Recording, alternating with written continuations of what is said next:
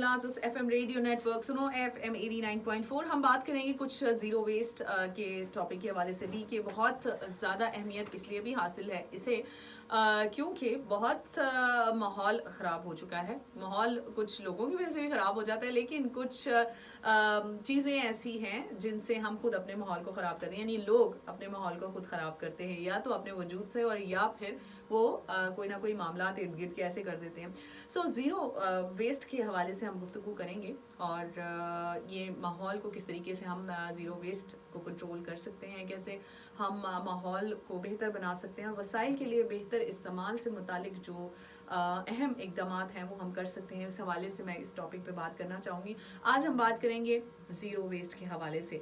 कचरे की कमी, यानी कि हर मुमकिन हमने कोशिश करनी है हर तरीके से इर्द गिर्द जो पैदा होने वाला कचरा है इसको रोकना है और गैर ज़रूरी अशिया का इस्तेमाल जो है वो भी रोकना पड़ेगा हमें, और रिसाइकलिंग करनी पड़ेगी।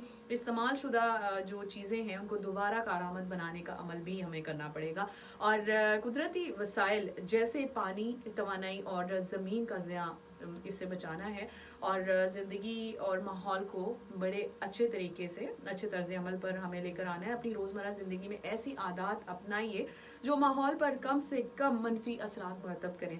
जैसे कि मैंने आपसे पहले कहा कि बहुत हद तक लोगों का भी इसमें अमल दखल होता है माहौल को बेहतर बनाने में। सो अपनी जो सोच है उसको मुस्बित रखिए और मनफी सोचों से गुरेज कीजिए।